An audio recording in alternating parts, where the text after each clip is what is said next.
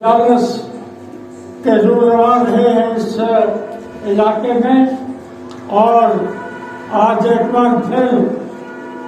ان کی بصیرت افروز، ان کی فکر انگیز خطابت سے آپ اور ہم انشاءاللہ مستفید ہوں گے۔ میں اس موقع پر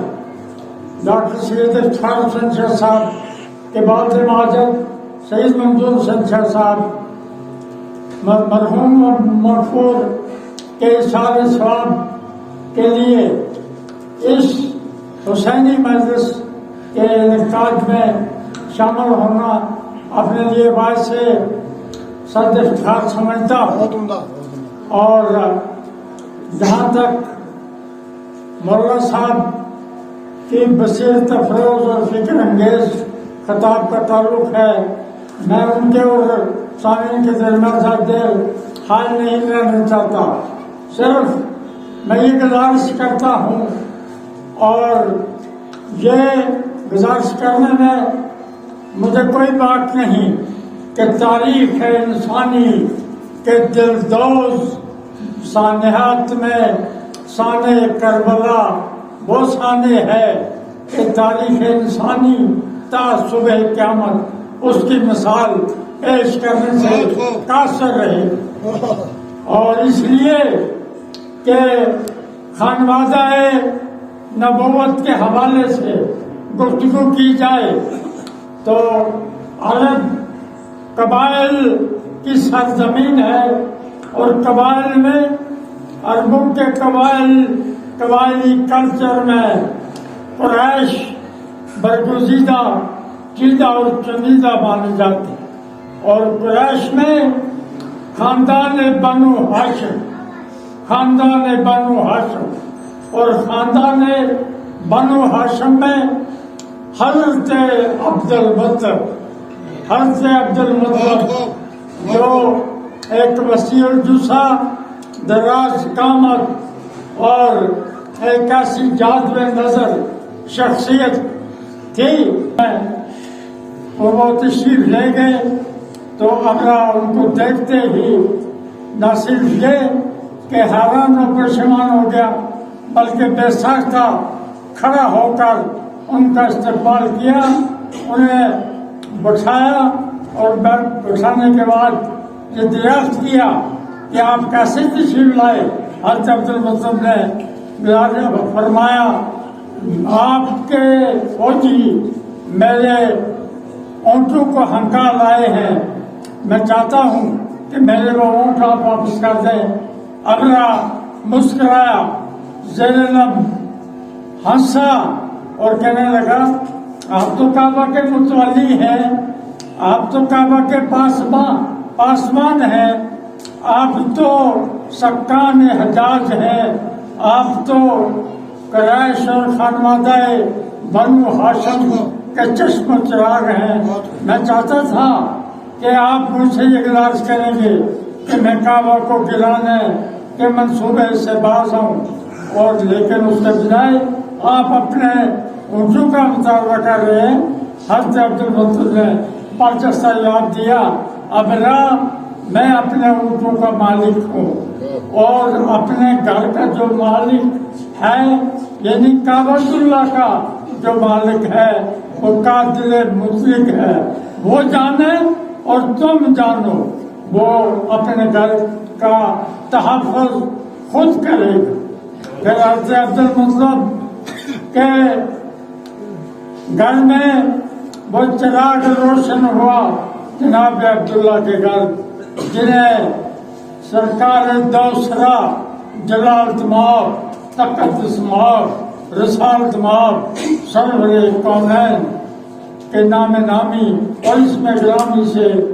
جانا اور پہچانا جاتا ہے۔ اور پیغمبر نے جب عرب کی سرزمین پہ اپنی اور اسلام کی حقانیت کا پرچار کرنا شروع کیا، بقول شاعر وہ بجلی کا کڑکا تھا یا صوت ہادی، عرب کی زمین جس نے ساری ہلا دی۔ اور اس حضرت عبد المطلب کی اولاد نے جناب عبداللہ کے گھر جناب رسالت مآب کی آنکھیں کھولنا، پھر 40 برس تک حرا کے اندھیاروں میں اللہ کی ذات سے لو لگائے رہنا، پھر اس کے بعد اعلان کلمۃ الحق کرنا، اور اس کے بعد اولاد اپنی اولاد کا تعارف امت سے کرایا۔ حسین منی وانا من الحسین مشہور ہے تا صبح قیامت، یہ کانوں میں رس بولتے رہیں گے پیغمبر کے یہ بصیرت افروز ارشادات، یہ گوہر بار کلمات کہ حسین منی وانا من الحسین۔ اور پھر فرمایا فاطمہ تو بے ذات منی، فاطمہ میرے جگر کا ٹکڑا ہے، جس نے فاطمہ کو غضبناک کیا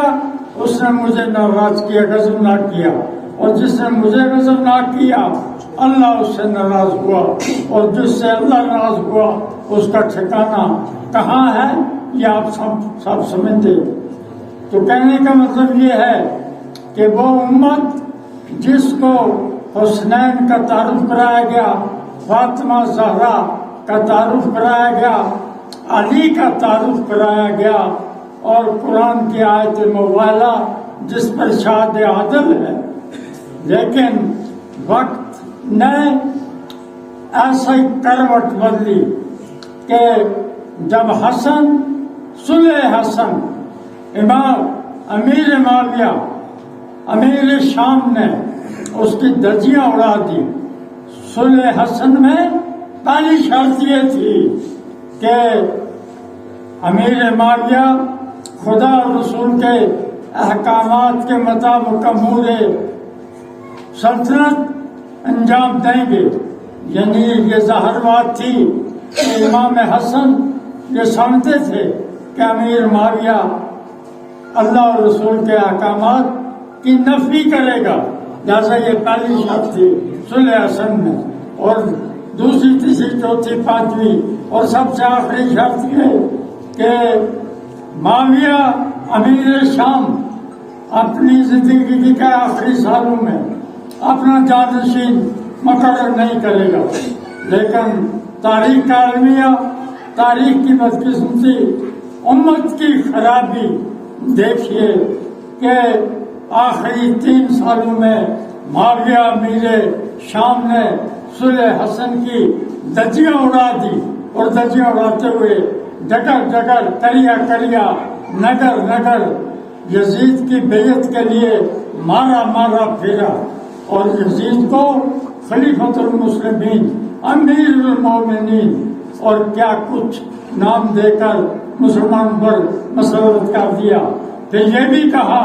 کہ 6 انسان ہیں جس سے تمہاری خلافت کو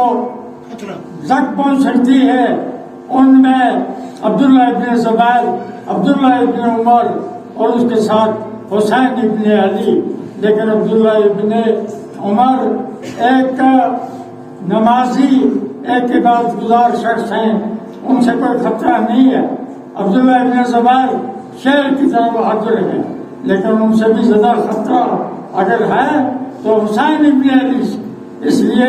کہ حسین ابن علی اولاد رسول ہے، اور تمام لوگ حضرت حسین کے ارد گرد حلقہ بنائیں گے، ان کے ہاتھ پہ بیعت کریں گے، اور تمہاری خلافت کو خطرہ پہنچے گا۔ حضرت یزید نے پہلا مطالبہ امام حسین شہید کرنے کی ٹھانی، اور نہ صرف یہ کہ میرے ہاتھ پہ بیعت کرو۔ بیعت کیا تھی؟ میرے جھوٹ کو سچ کہو، میرے باطل کو حق کہو، میرے اندھیرے کو روشنی کا نام دو، میری خباثت کو میری خلافت پر معمور کرو۔ یہ تھی۔ یہ کیسے ممکن تھا کہ اولاد رسول، یہ کیسے ممکن تھا کہ حسین جیسا جلی، حسین شہزادہ کونین، حسین فاطمہ کا نور عین، حسین علی کا چشم چراغ،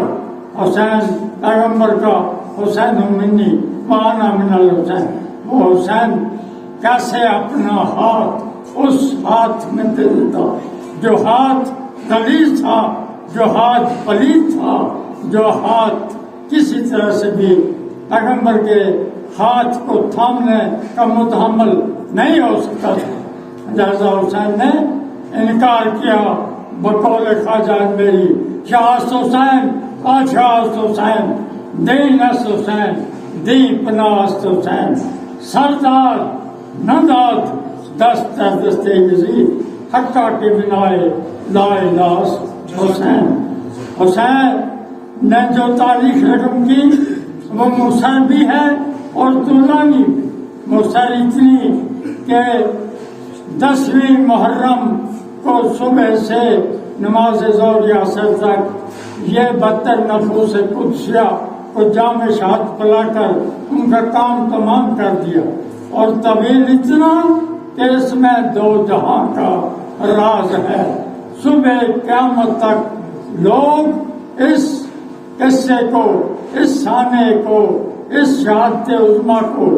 دہرائیں گے اور ان کی نسلیں اس سے ایک پریرنا لیتے ہوئے آگے بڑھے گی۔ اور میں آپ سے یہ کہہ کے اجازت چاہوں گا کہ شہادت حسین اور نفوس قدسیہ کی شہادت کا ذمہ دار کوئی اور نہیں تھا، نہ حنوط تھے، نہ یہود تھے، نہ نصارہ تھے۔ اگر کوئی تھا تو نام نہاد مسلمان تھے، نام نہاد امتی تھے۔ ادھر بھی اذانیں ہوتی تھی، ادھر بھی اذانیں، ادھر بھی نمازیں تھی، ادھر بھی نمازیں، ادھر بھی اللہ اکبر، ادھر بھی اللہ اکبر، لیکن الفاظ و معانی میں تفاوت نہیں۔ لیکن ملا کی اذان اور ہے، مجاہد کی اذان اور، ملا کی اذان اور ہے، مجاہد کی اذان اور پرواز تو دونوں کی ہے، ایک فضا میں کرگس کا جہاں اور ہے، شاہی کا جہاں اور۔ پرواز تو دونوں کی ہے، ایک فضا میں کرگس کا جہاں اور ہے، شاہی کا جہاں اور وہ فریب خردہ شاہی جو پلا ہو کرگسوں میں، اسے کیا خبر کہ کیا ہے راہ و رسم شاہ بازی۔ اس لیے جو مسلمان آج، جو کش ملا آج یہ فتویٰ دیتا پھرتا ہے کہ یہ اتحادی غلطی تھی، یہ 2 شہزادوں کی جنگ تھی، یہ دونوں طرف مسلمان لڑ رہے تھے، یہ بھی رضی اللہ اور وہ بھی رضی اللہ، یہ کیسی موادت ہے، یہ کیسی عقیدت ہے۔ ظالم بھی رضی اللہ، مظلوم بھی رضی اللہ، ظالم بھی رضی اللہ، مظلوم بھی رضی اللہ۔ اس لیے یہ فرق کرنے کی ضرورت ہے کہ علی کا مقابلہ، علی کا ثانی، علی کا ہمسر، علی کا مد مقابل معاویہ ابن ابو سفیان نہیں ہو سکتا۔ اور یہ طے ہے کہ اولاد رسول کے ہمسر اولاد بنو امیہ نہیں ہو سکتی، چاہے خلافت، ملوکیت، بادشاہت، شہنشاہیت کو وہ نسلوں تک گلے لگاتے پھرتے رہیں۔ میں دعوت نہ لیتے ہوئے یہ دست و دعا ہوں کہ اللہ سید منظور شاہ صاحب مرحوم مغفور کی روح کو کروڑ کروڑ سکون بخشے، ان کی منزل آسان فرمائے، ان کے مغفرت کا سامان کرے، ان کے سوائے و قبائل کو معاف کرتے ہوئے انہیں جنت الفردوس میں داخل فرمائے، انہیں ان کے درجات بلند فرمائے، اور ان کے سعادت مند فیروز بخش اور بے نظیر